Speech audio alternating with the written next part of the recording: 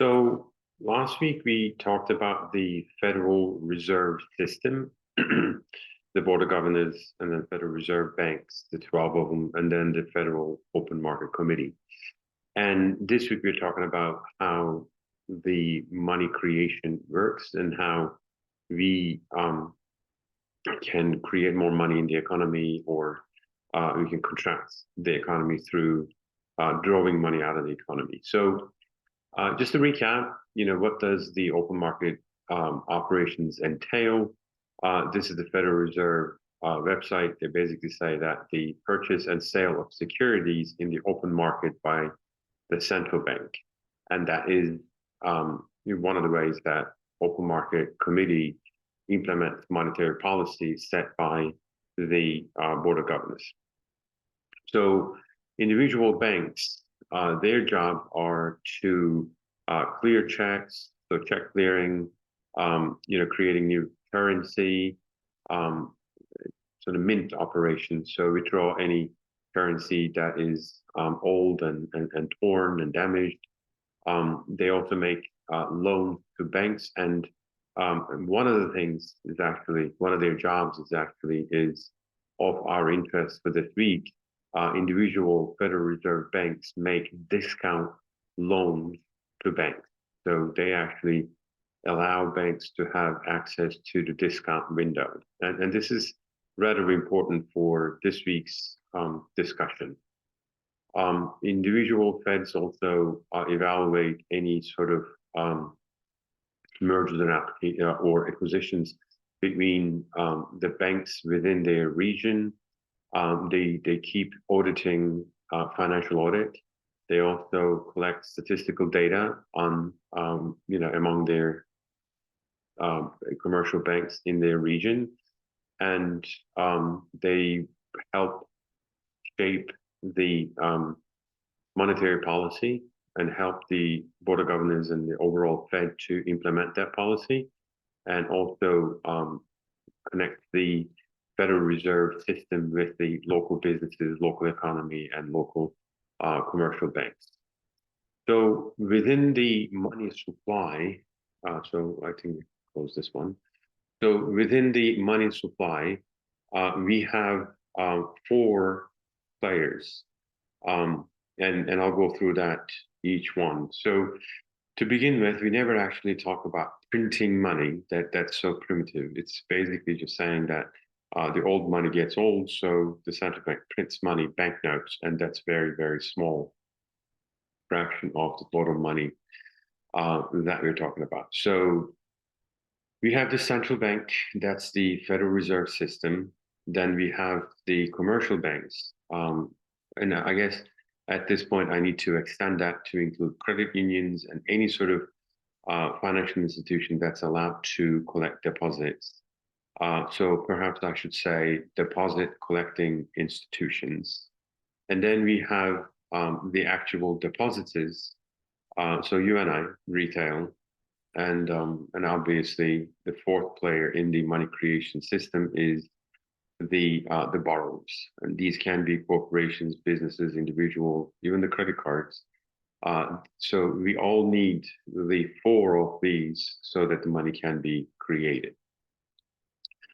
So at this point, I think I want to talk about some of the basic notion, and then on Wednesday and Friday we actually extend that a little bit further and provide a little bit more detail as to how it is exactly done.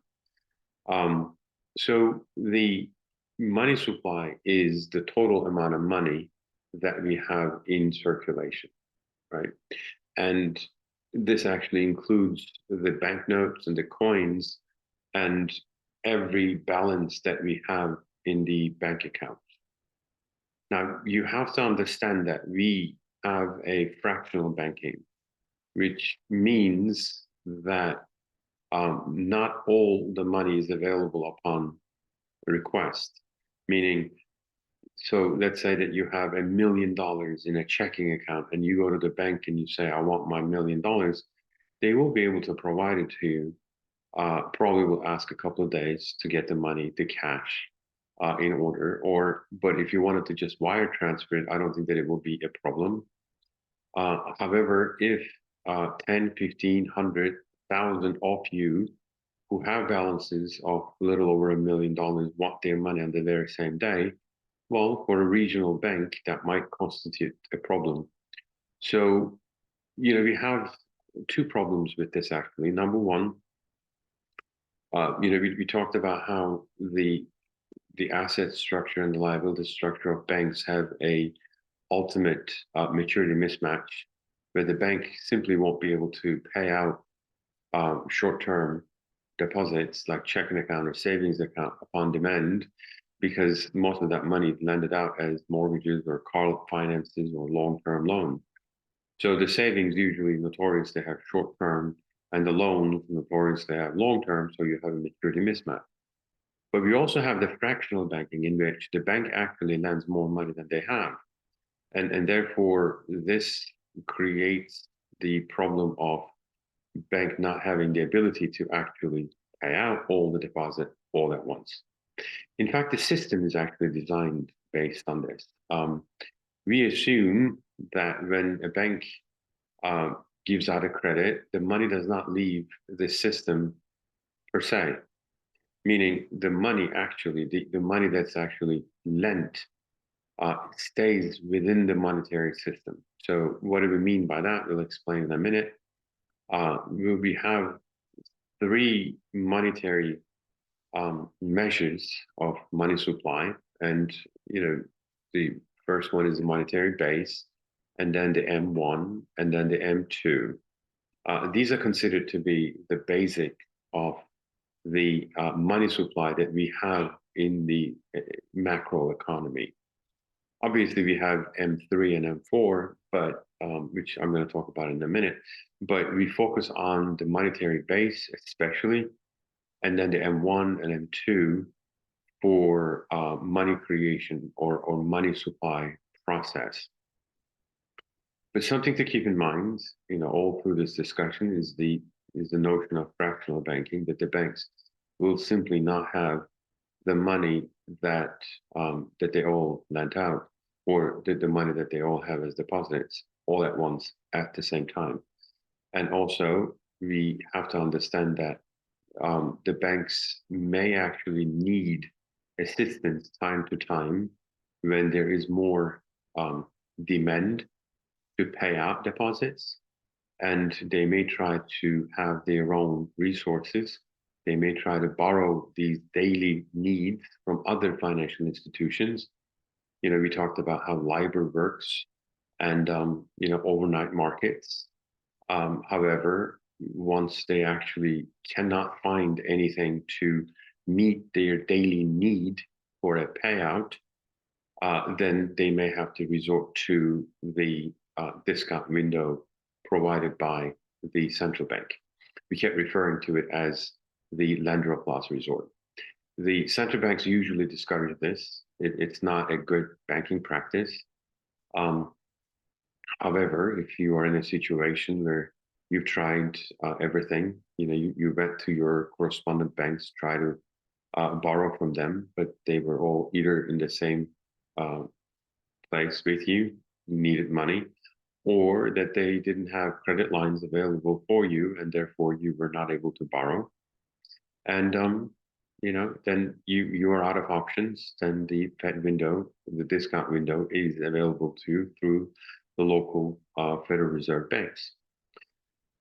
And this is an important, aspect of that money supply.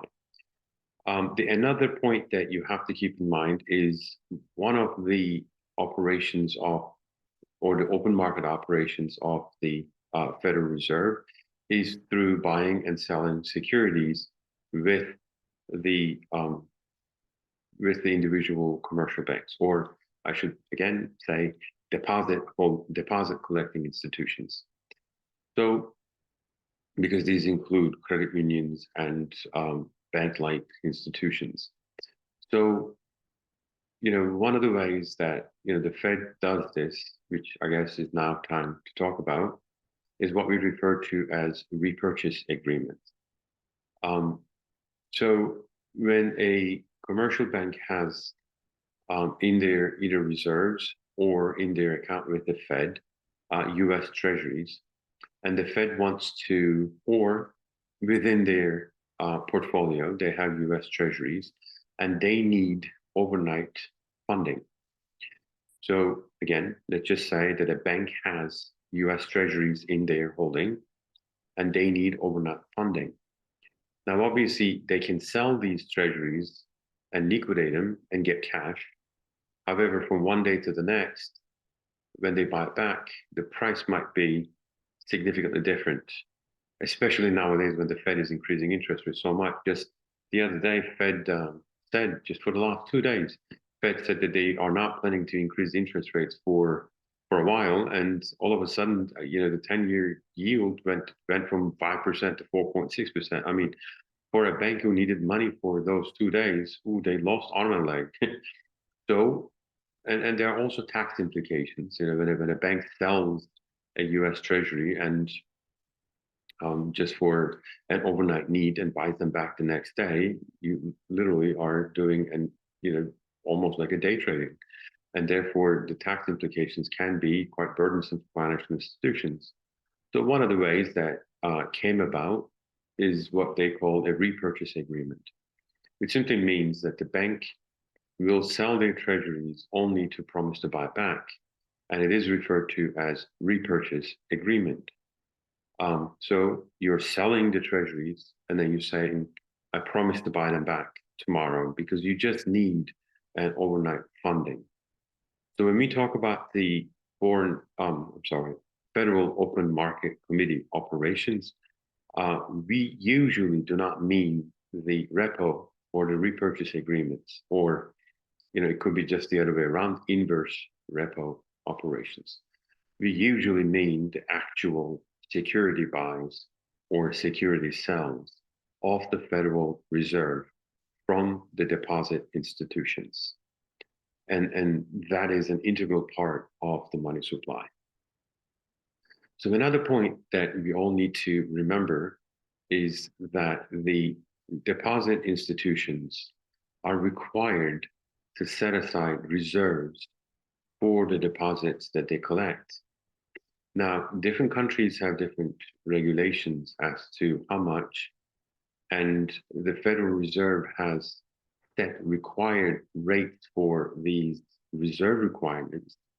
And within a range, the Fed can actually, or the central banks can actually change the reserve requirements. But let's just say that for the sake of argument, for every $100 that you have a deposit, you can actually, or you have to actually set aside, say $10 off that $100 deposit. You have to set aside $10 as reserves and put it into an account at the Federal Reserve Bank in your region. So the idea is that this is the essence of fractional banking, in a sense that the banks have to make sure, as a what I call it, safety or the security of the funds, or some sort of a collateral, if you will, a small percent of the entire deposit, and you keep it as cash with the Federal Reserve. And again, this reserve requirement is one of the pillars of money supply process. So let me just recap, just for terminology's sake. Number one, the money supply, which we're going to talk in a minute, is what we're trying to increase and decrease, and that's the money supply process. So we're talking about the monetary base, the M1 and M2. I will explain the M3 and M4, but our idea is that when we refer to the macroeconomic money supply, we mean the monetary base, M1 and M2. And then we said that when the banks need overnight or a very short-term funding because there is demand on their short-term deposits for a payout, and they cannot meet that need on their own resources, the central bank is the lender of last resort, and the deposit institutions can borrow this fund through the discount window at the Federal Reserve Bank. And number three, we actually have what we refer to as the reserve requirement, in which deposit institutions have to set aside a small percentage of their deposits as cash with the Federal Reserve Bank. So each bank then has an account at Fed. They actually have money in it.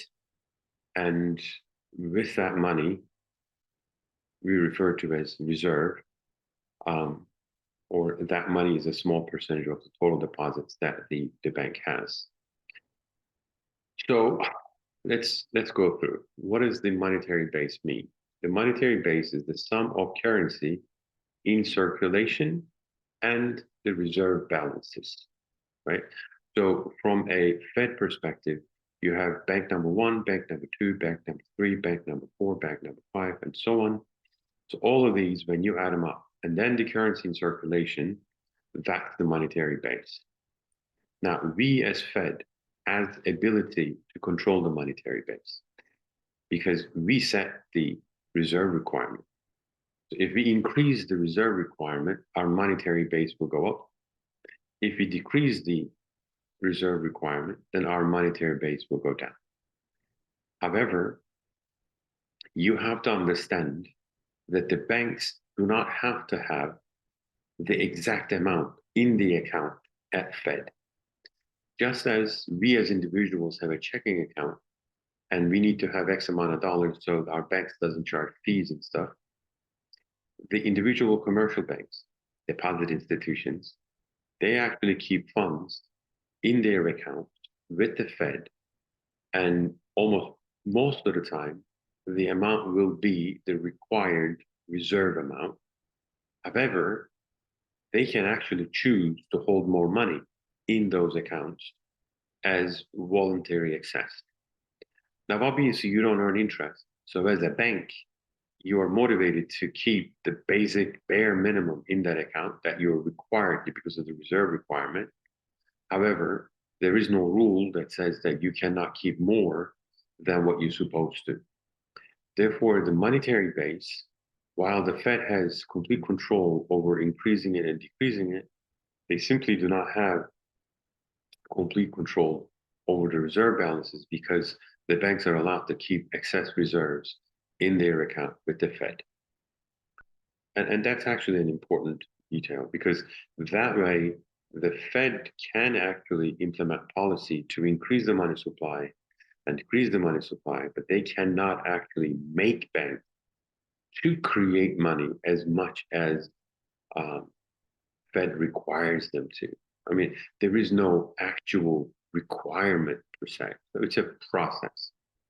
Anyway, so the M1 is the amount of money, amount of currency held by the public and transaction deposits at depository institutions, right?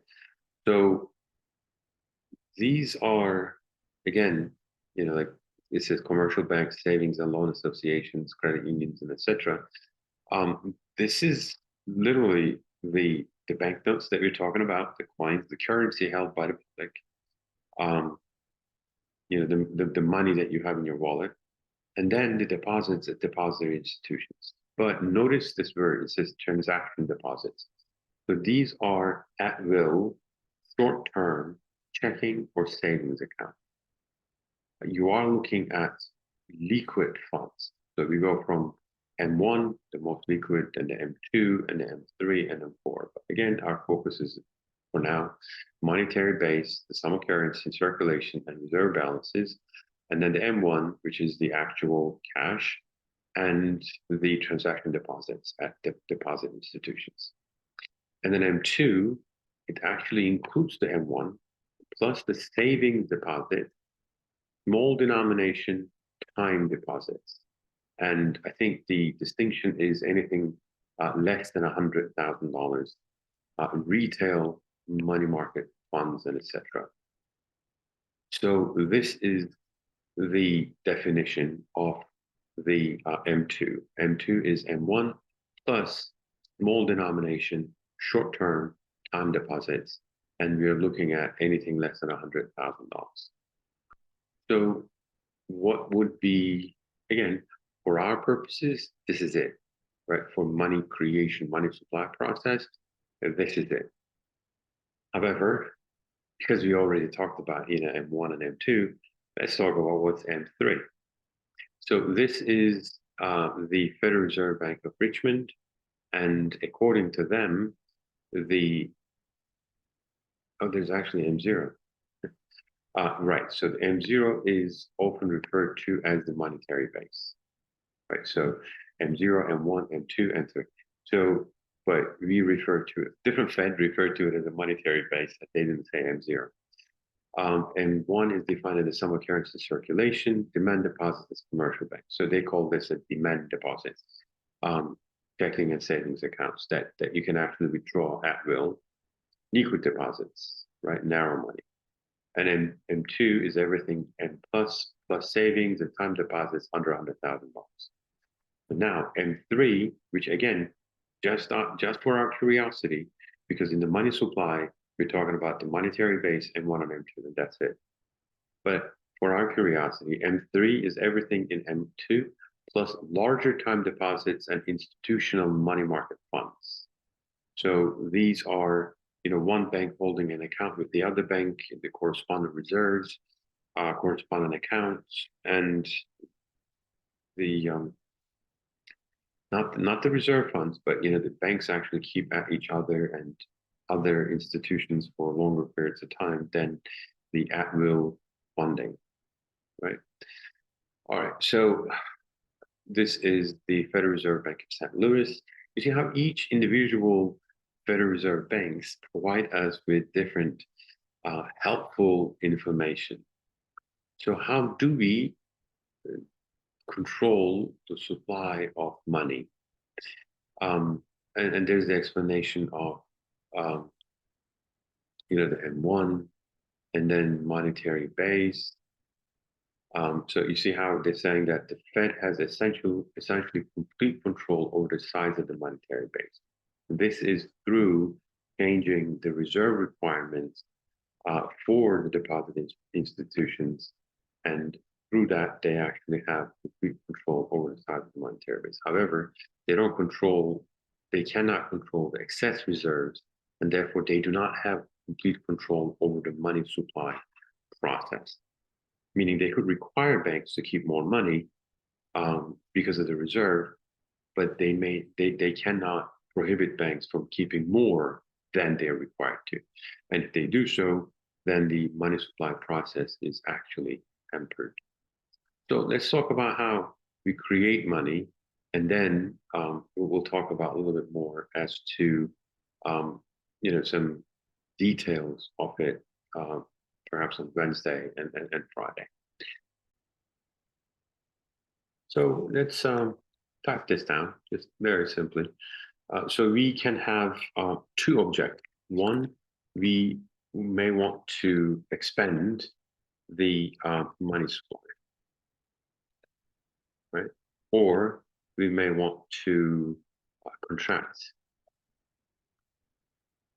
the money supply. So what does it take to expand the money supply? Now, remember, we talked about how when there is money in the economy, one of the ways, I actually make an analogy to a pool. You have a pool, you have water in it, and what you can do is you could use paper towel and get some of the water out of the pool. But if you use a ton of paper towel, you can get the entire water out of the pool. So think of it like that analogy. If we have a significant amount of need to draw money out of the economy or draw water out of the pool, we actually issue a bond or we sell bonds to institutions. We issue bonds or sell bonds, sell treasuries to institutions. And once we give them paper, we actually take their money. This draws money out of the economy, or this draws water out of the pool, because you're giving them paper and you're actually taking their money. So if you need to get money out of the economy, you actually buy the bonds. I'm sorry. If you need to get money out of the economy, you issue bonds, and we talked about this with the quantitative easing, or vice versa. If you want to leave money in the economy, then you actually buy the bonds back, and then you leave the money in the economy. So this time, um, we will actually do a very similar analogy, but now we're going to be looking from the perspective of the Federal Reserve. If we need to extend expand the money supply, we have some tools available to us, and we'll go one step at a time. First, we actually can reduce the discount rate. Remember, if the banks can borrow, or banks can borrow through the discount window for their short-term borrowing needs, and if you reduce the discount rate, then they can actually borrow more, and therefore this would hopefully increase the amount of money available to them. So the second one is to purchase or buy their securities through open market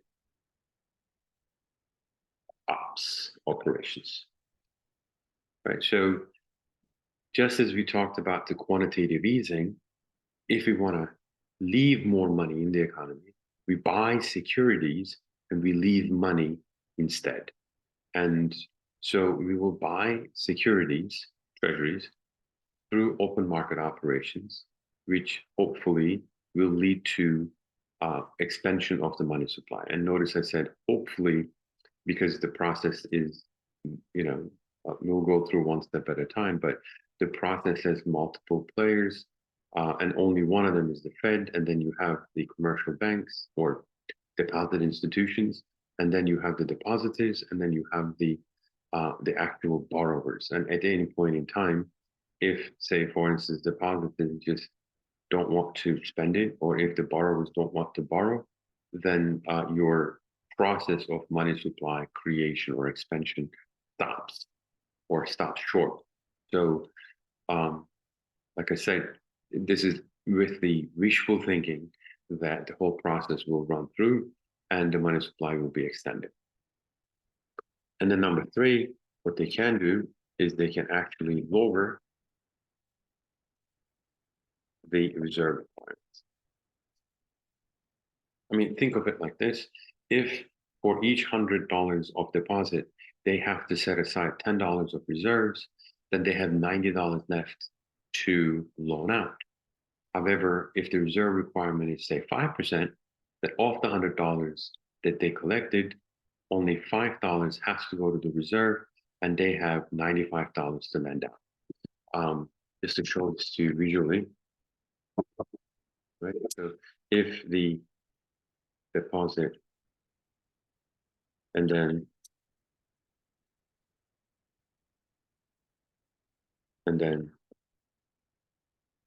available to loan, available to loan. So if the deposit is $100, and let's just say that this is uniform. So case one, case two, right? And if the reserve is, say, 10%, then you're going to have to set aside $10. If the reserve is 5%, then you have to set aside $5. And therefore, what's available to you to lend out from that deposit is $90 when the reserve requirement is 10%, and it is $95 when the reserve requirement is 5%. So now you have more money to be lent out in the monetary system, and therefore, you see, just now you just created an expansion of the monetary supply. So the lowering the reserve requirements will have the expansion of the money supply. And now, contracting the money supply is just the opposite.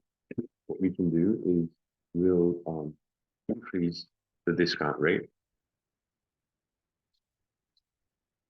and then we can sell or issue new ones through the open market operations,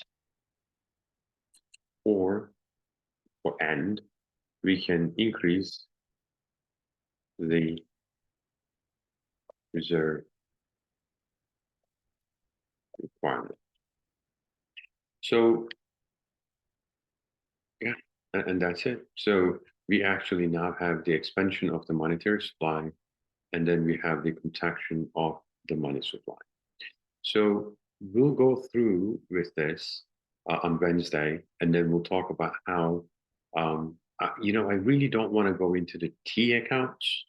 Um, However, I think that what we can do is we can actually go to our spreadsheet, and then from the spreadsheet, we can actually talk about how the money is actually created through individual players within the system, right? So let's start with the first one.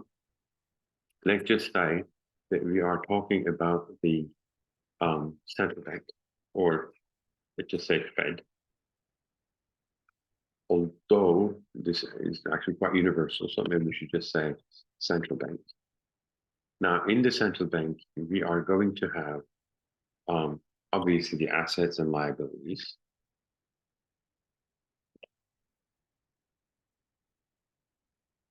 And like I said, the idea is not to keep accounting, but to show you how the money will be created. So I'm going to have the central bank, and I'm going to have the commercial bank, depository institution, and then we're going to go through individuals like you and I, and then corporations, and then we'll have a second bank, and the third bank, and the fourth bank, and the spending, and through that we'll see how much of an impact will some change in the reserve requirement can have, or a open market operation can actually have on the money supply expansion or contraction. So what are the assets for the central bank? Well, those are the securities that that they own, and then they actually have loans to other financial institutions. Right. So, and what are the liabilities? Well, for the liabilities, they actually have currency in circulation.